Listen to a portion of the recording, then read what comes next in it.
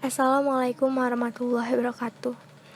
Alhamdulillahirabbil alamin wa bihi nasta'i ala umurid dunya waddin. Assalatu wassalamu ala asrofil anbiya'i wal mursalin wa ala alihi wa sahbihi ajmain amma ba'du.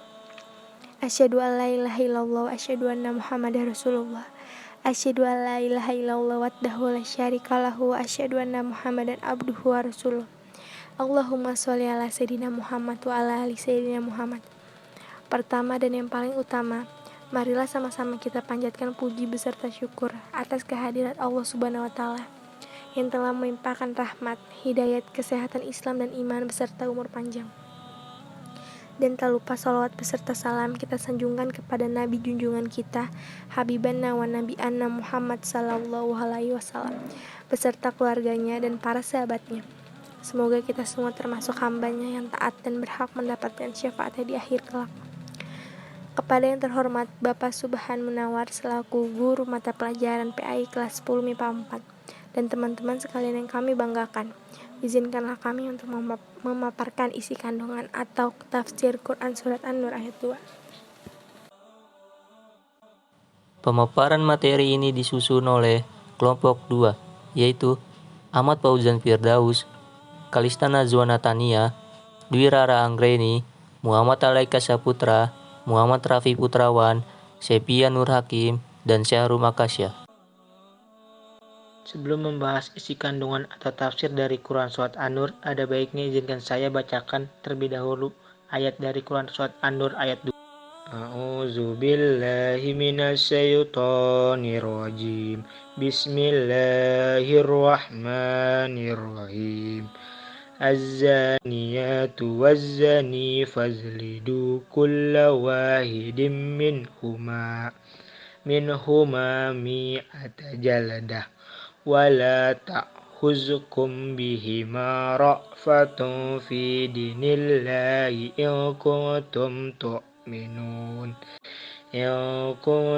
tu'minuna billahi wal yawmil akhir wal yashhad azabahuma ta'ifatum minal mu'minin. Shadaqallahul azim. Artinya, pezina perempuan dan pezina laki-laki, derailah masing-masing dari keduanya 100 kali. Dan janganlah rasa belas kasihan kepada keduanya mencegah kamu untuk menjalankan agama hukum Allah Subhanahu wa Ta'ala. Jika kamu beriman kepada Allah Subhanahu wa Ta'ala dan hari kemudian, dan hendaklah pelaksanaan hukuman mereka disaksikan oleh sebagian orang-orang yang beriman. Quran Surat An-Nur ayat 2. Isi kandungan Quran Surat An-Nur surah 24 ayat 2. 1. Perintah Allah Subhanahu wa Ta'ala untuk mendera pezina perempuan dan pezina laki-laki masing-masing 100 kali. 2. Orang yang beriman dilarang berbelas kasihan kepada keduanya untuk melaksanakan hukum Allah Subhanahu wa Ta'ala. 3. Pelaksanaan hukuman tersebut disaksikan oleh sebagian orang-orang yang beriman. Poin pertama dari surat An-Nur ayat 2 ini adalah hukuman dera untuk pelaku zina. Ibnu Katsir menjelaskan, dalam ayat yang mulia ini terkandung hukum had bagi orang yang berzina. Para ulama telah membahas hukuman zina ini dan kesimpulannya, ayat ini adalah hukuman untuk pelaku zina yang belum menikah. Yakini, hukuman hadnya adalah didera 100 kali. Menurut jumhur ulama, ditambah diasingkan selama 1 tahun. Sedangkan Imam Abu Hanifah berpendapat pengasingan ini diserahkan kepada imam, apakah perlu atau tidak. Sedangkan untuk pelaku zina muhsan atau pelaku zina yang telah berhubungan dalam ikatan pernikahan yang sah, hukuman hadnya adalah dirajam. Hal itu berdasarkan hadis sahih dari Abu Hurairah dan Zaid ibn Khalid al-Juhani, bahwa ketika itu ada 2 orang Baduy yang datang menghadap Rasulullah SAW. Salah seorang mengatakan, "Wahai Rasulullah, sesungguhnya anak laki-lakiku pernah menjadi pekerja orang ini, dan ternyata anakku itu berzinah dengan istrinya. Maka aku tebus anak laki-lakiku ini darinya dengan 100 ekor kambing dan seorang budak perempuan. Kemudian aku bertanya kepada orang alim, maka mereka mengatakan bahwa anakku dikenai hukuman 100 kali dera dan diasingkan selama 1 tahun, sedangkan istri orang ini dikenai hukuman rajam. Maka Rasulullah Shallallahu Alaihi Wasallam bersabda, "Demi Tuhan yang jiwaku berada di tangannya, sungguh aku akan melakukan peradilan di antara kamu berdua dengan berdasarkan kitabullah. Budak perempuan dan ternak kambingmu dikembalikan kepadamu. Anak laki-lakimu dikenai hukuman 100 kali dera dan diasingkan selama 1 tahun. Sekarang pergilah kamu, hai Unais, kepada istri lelaki ini. Tanyailah dia. Jika dia mengaku, maka hukum rajamlah dia." Hadis riwayat Bukhari dan Muslim. Poin kedua dari surat An-Nur ayat 2 ini adalah penegasan untuk melaksanakan hukum Allah Subhanahu wa Ta'ala meskipun merasa kasihan. Mengenai hukuman rajam untuk pelaku zina yang sudah menikah, dahulu ada ayat yang berbunyi, "Apabila seorang laki-laki dan seorang perempuan yang telah dewasa berbuat zina, maka pastikanlah keduanya kalian rajam." Tetapi ayat tersebut kemudian dimansukkan tilahwanya, namun hukumnya tetaplah berlaku. Sayyid Qutb dalam tafsir Fi Zilalil Quran menjelaskan mengapa hukum zina muhsan dirajam. Karena ia yang telah menikah tetapi masih berzina menunjukkan bahwa fitrahnya telah rusak dan menyimpang. Maka dari itu ia pantas dihukum dengan hukuman yang lebih keras. Baik hukuman had berupa dera untuk pezina yang belum menikah maupun hukum rajam untuk pezina yang telah menikah. Penegasan hukuman had ini umumnya akan berbenturan dengan rasa belas kasihan. Karenanya, hakim dilarang membatalkan hukuman had dengan alasan belas kasihan. Buya Hamka dalam tafsir Al-Ahzar mengatakan, di dalam surat An-Nur ayat 2 ini dijelaskan bahwa hukum itu mesti dilakukan dan tidak boleh dikendurkan karena merasa belas kasihan atau tenggang menenggang. Malahan, di dalam susunan ayat ini didahulukan menyebut laki-laki yang berzina karena menghambat jangan sampai orang mengendurkan hukum. Karena yang akan dihukum itu adalah kaum lemah, perempuan patut dikasihani, dan sebagainya. Menerapkan hukum Allah termasuk pelaksanaan hukum had bagi pelaku zina. Ini merupakan barometer keimanan. Hanya orang-orang beriman yang mau dan mampu menjalankannya. Poin ketiga dari surat An-Nur ayat 2. Poin ketiga ini menjelaskan bahwa hukuman had itu harus disaksikan sekumpulan orang beriman. Ibnu Katsir menjelaskan, ketika hukuman had disaksikan sekumpulan orang beriman, maka pengaruhnya akan lebih besar bagi pelaku agar benar-benar jera. Menurut Qatadah, agar hal itu menjadi pelajaran. Sedangkan menurut Nasr bin Alqamah, hal itu bukan untuk mempermalukan pelaku, tetapi agar orang-orang beriman yang menyaksikan mendoakan kepada Allah untuk keduanya supaya taubatnya diterima oleh Allah Subhanahu wa Ta'ala dan mendapat rahmatnya. Sayyid Qutb menjelaskan, penegasan hukuman disaksikan sekumpulan orang beriman agar menjadi lebih efektif, menjerakan dan mempengaruhi jiwa orang-orang yang telah melakukan perbuatan keji itu dan orang yang menyaksikan pelaksanaan hukumnya. Ta'ifah yang artinya sekumpulan, maksudnya adalah 4 orang atau lebih. Demikian pendapat Imam Syafi'i. Sedangkan menurut Rabi'ah minimal 5 orang dan menurut Hasan al-Basri minimal 10 orang. Mengapa Islam sekeras itu menghukum orang yang berzina?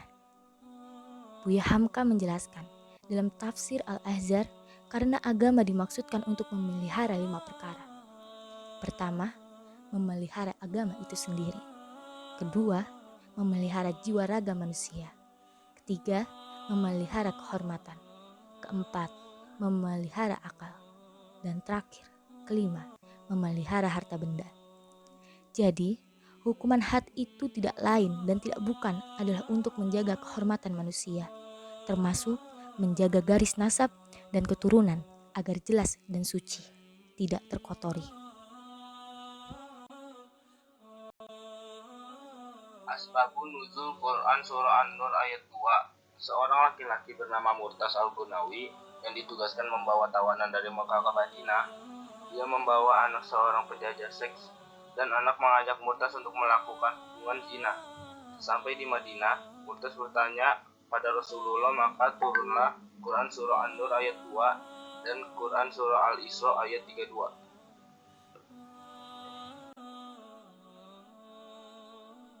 Apa itu zina?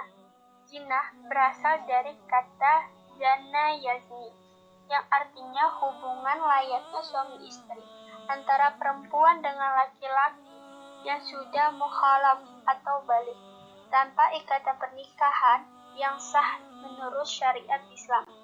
Semua ulama sepakat bahwa zina hukumnya haram. Bahkan zina dianggap sebagai puncak keharaman.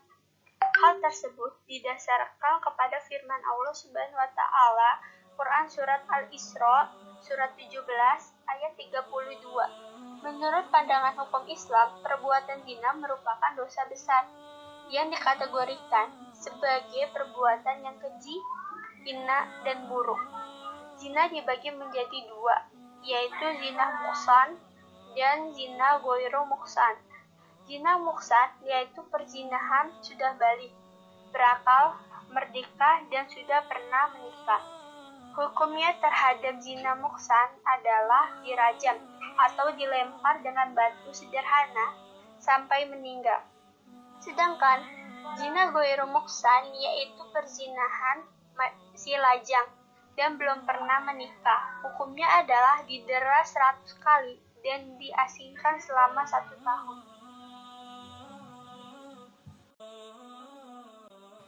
Melaksanakan hukum zina. Dalam pandangan Islam, zina merupakan perbuatan kriminal atau jarimah yang dikategorikan hukuman hudud, yakni sebuah jenis hukuman atas perbuatan maksiat yang menjadi hak Allah Subhanahu wa taala. Tidak ada seorang pun yang berhak memaafkan kemaksiatan zina tersebut, baik oleh penguasa atau pihak berkaitan dengannya. Berdasarkan surat An-Nur ayat 2, pelaku perzinahan baik laki-laki maupun perempuan harus dihukum dera atau dicambuk sebanyak 100 kali.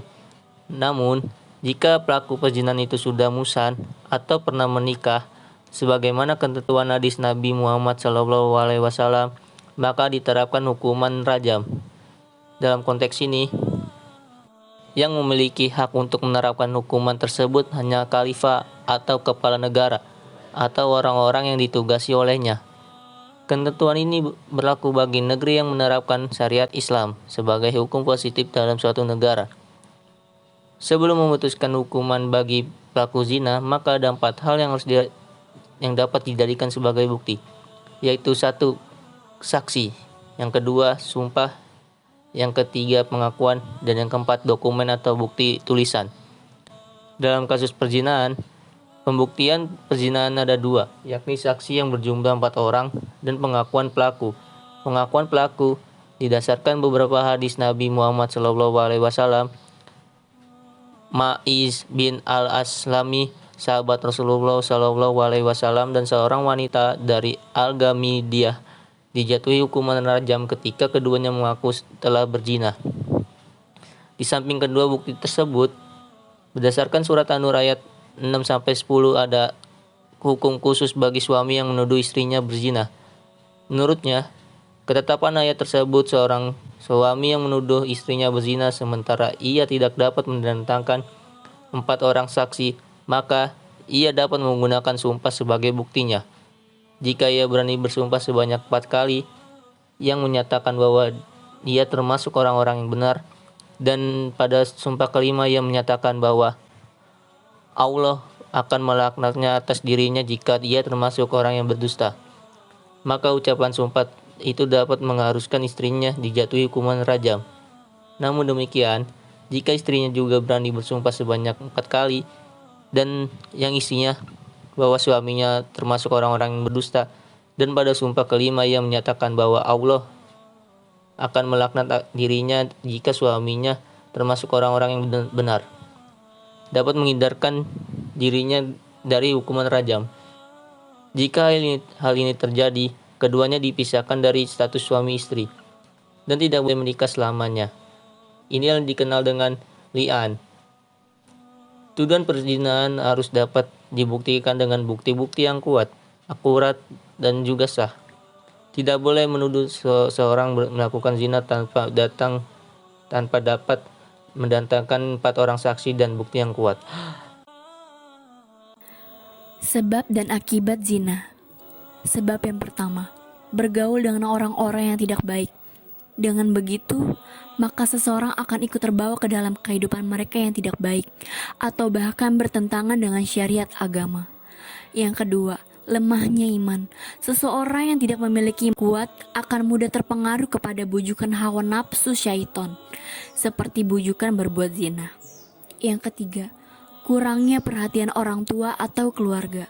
Dengan begitu, seseorang akan merasa bebas dalam pergaulannya tanpa ada yang melarang atau membatasi pergaulan tersebut. Menjaga mata, sebab mata adalah gerbang masuknya dosa. Zina membatasi pergaulan dengan lawan jenis utamanya, mereka yang bukan mahram tidak berakhwat atau berdua-duaan dengan lawan jenis.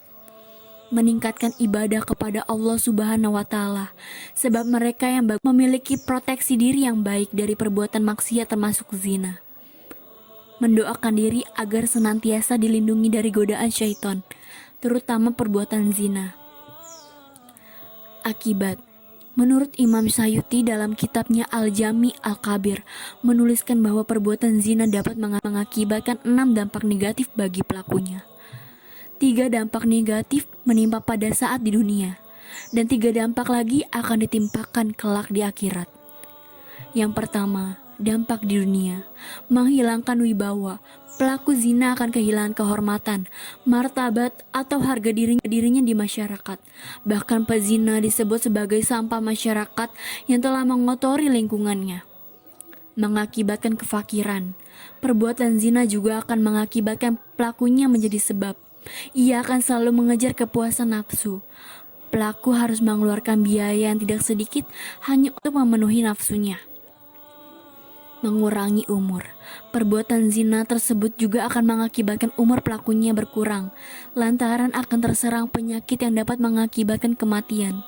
Saat ini banyak sekali penyakit berbahaya yang diakibatkan oleh perilaku seks bebas, seperti HIV atau AIDS, infeksi saluran kelamin, dan sebagainya. Yang kedua, dampak yang akan dijatuhkan di akhirat.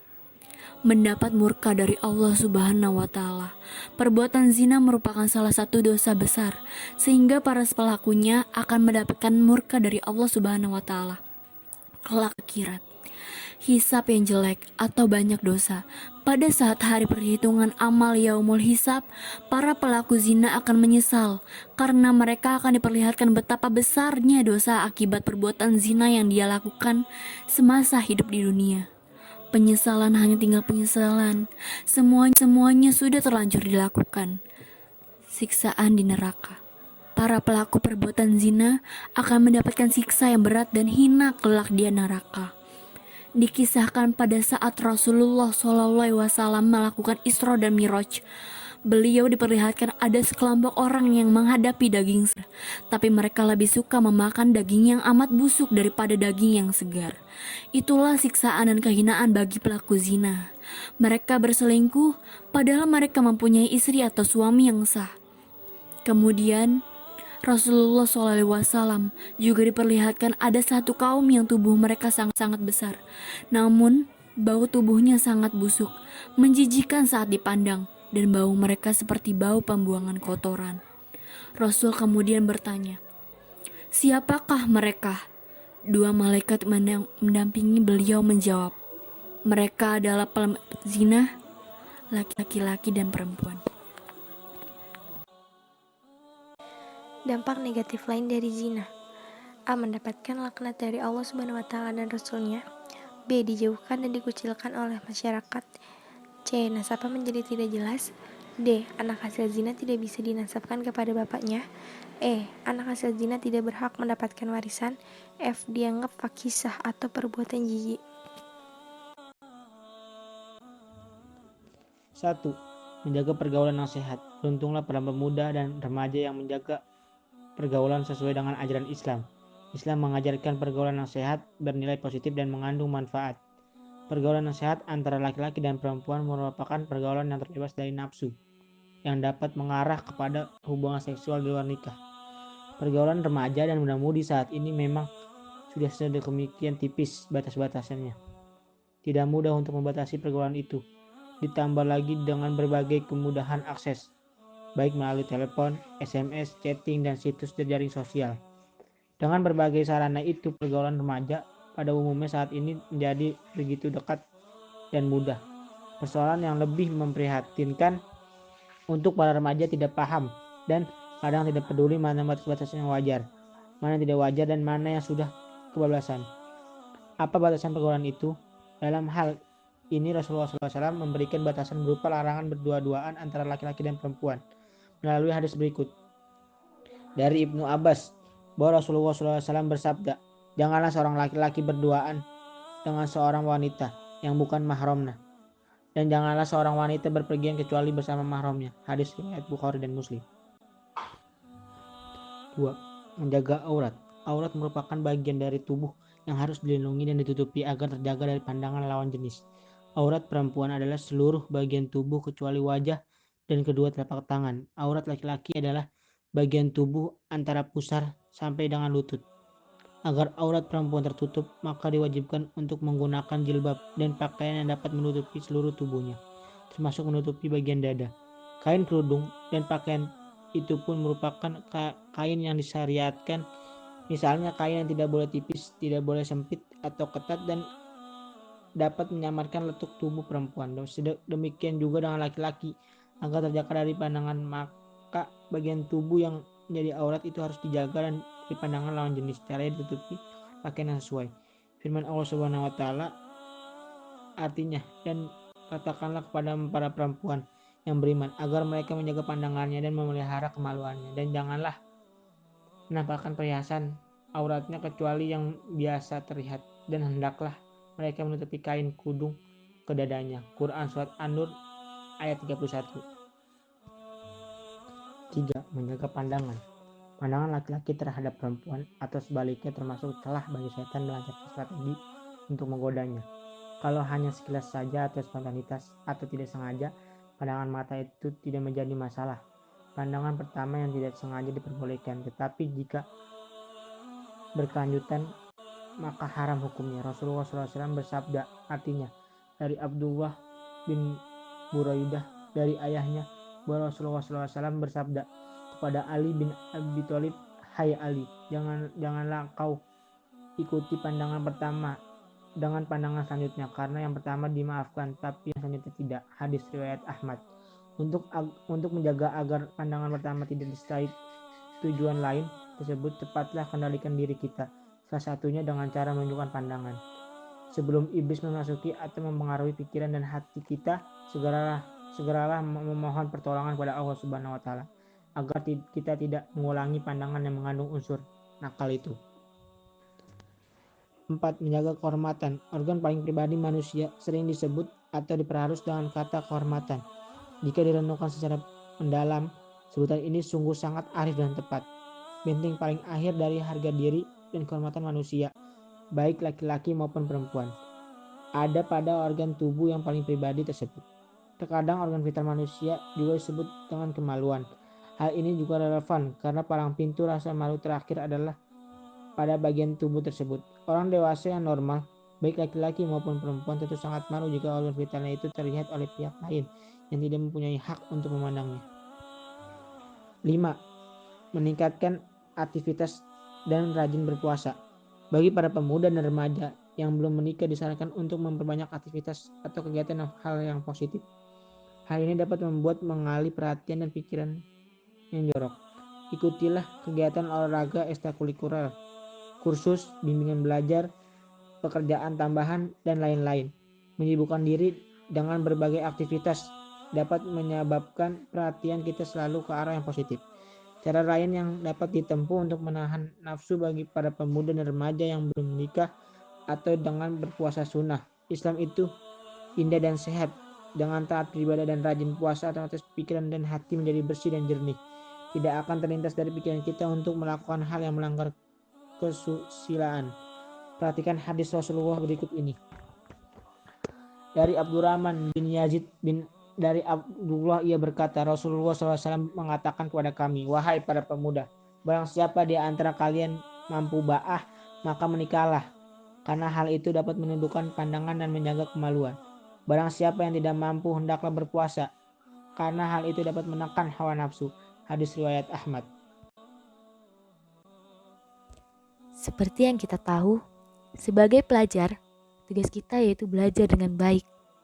Baik itu belajar ilmu pengetahuan dan kelakuan atau kepribadian.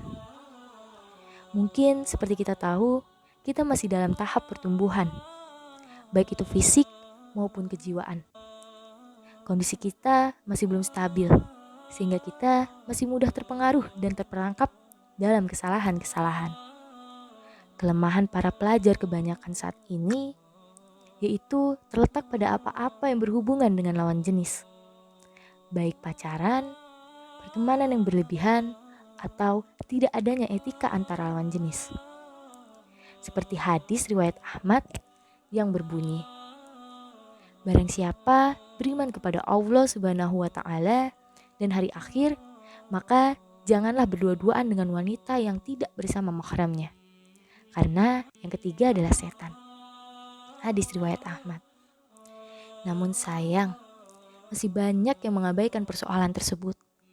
Padahal berdua-duaan di tempat sepi dengan lawan jenis yang bukan mahram merupakan awal terjerumusnya seseorang dalam perbuatan zina dan dapat menimbulkan fitnah. Oleh karena itu, hal tersebut harus dihindari. Patut menjadi perhatian bagi generasi muda seperti kita, bahwa kita sedang mempertaruhkan masa depan kita jika terlibat dalam pergaulan bebas yang melampaui batas. Bergaul memang perlu, tetapi seyogyanya dilakukan dalam batas wajar dan tidak berlebihan. Karena jika pergaulan bebas sudah masuk pada tindak perzinahan, maka dampaknya akan sangat merusak dari segi moral maupun jasmaniah. Maka dari itu, marilah kawan-kawan, jauhilah zina dan dekatilah ibadah. Kesimpulan dari pemaparan kali ini terkait tafsir atau isi kandungan Quran Surah An-Nur Surah 24 ayat 2, yaitu Islam sangat tegas melarang zina. Hukum had bagi pelaku zina yang belum menikah atau ghair muhsan adalah didenda 100 kali. Sedangkan untuk yang sudah menikah atau muhsan, hukuman hadnya adalah dirajam. Hukum Allah Subhanahu wa Ta'ala harus dilaksanakan. Tidak boleh belas kasihan menghalangi dan membatalkan hukum Allah Subhanahu wa Ta'ala. Melaksanakan hukum Allah Subhanahu wa Ta'ala, termasuk pelaksanaan hukum had ini, merupakan barometer keimanan. Hukuman had untuk pelaku zina hendaklah disaksikan oleh sekumpulan kaum mukminin, yakni minimal 4 orang. Alhamdulillahirabbil alamin.